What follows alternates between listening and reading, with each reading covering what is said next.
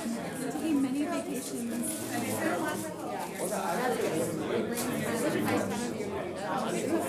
I think it's so dry.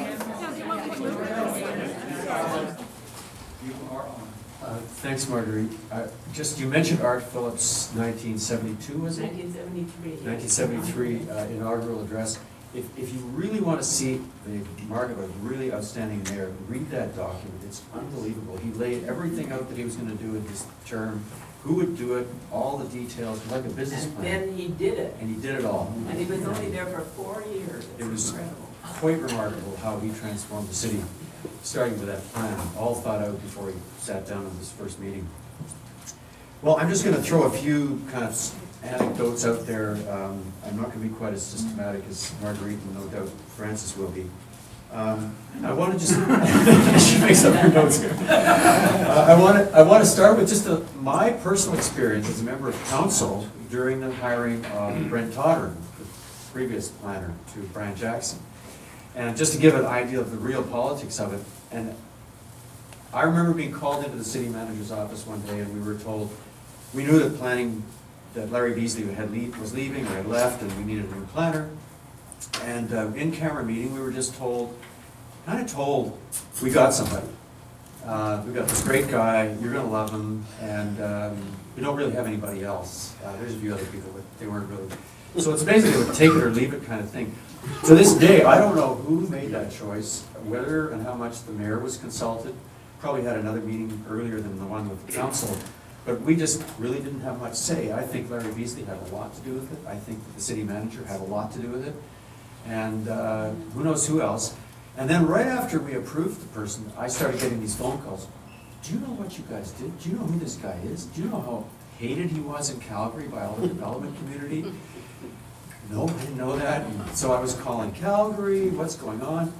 And then I finally came to the conclusion that he was probably hated to the extent that he was because he stuck up for principles of city planning ahead of the interests of the developers who weren't used to that. So I took that as an okay sign.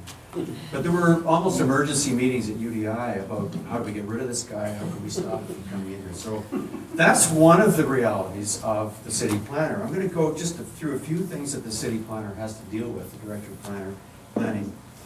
And one is pressure from developers who provide financial pressure. They finance city politicians, basically, pretty much entirely. There is political pressure that they apply. They lobby heavily. They have people, some of them may even be in this room, who are expert at lobbying council behind the scenes.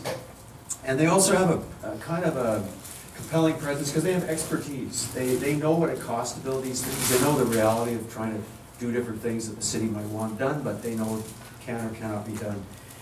The city planner also has to deal with all the past plans, and I went through just a few.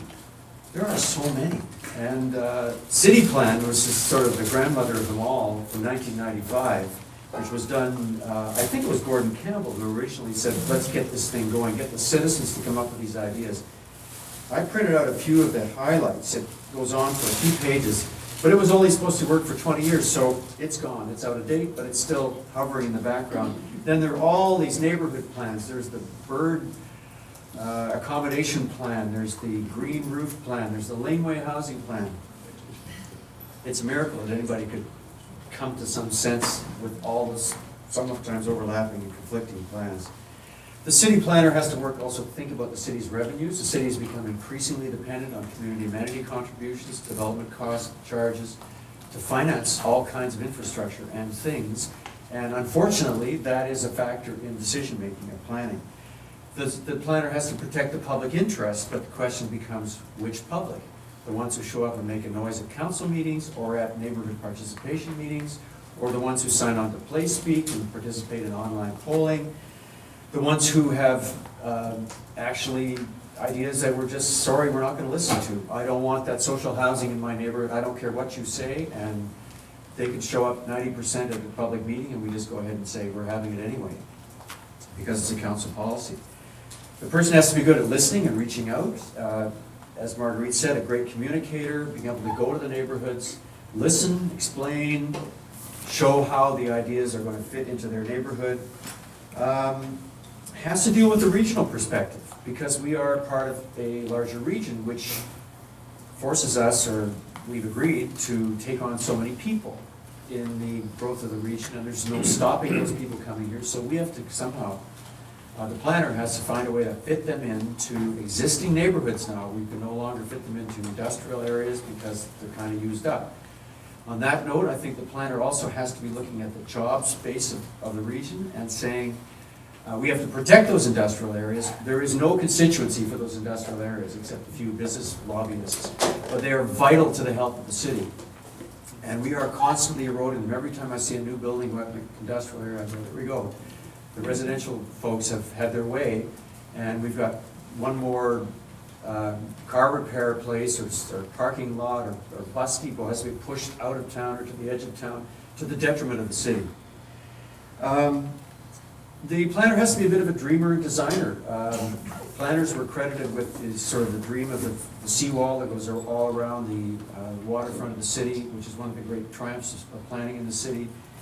And they have to be consummate negotiators, and Marguerite talked about this.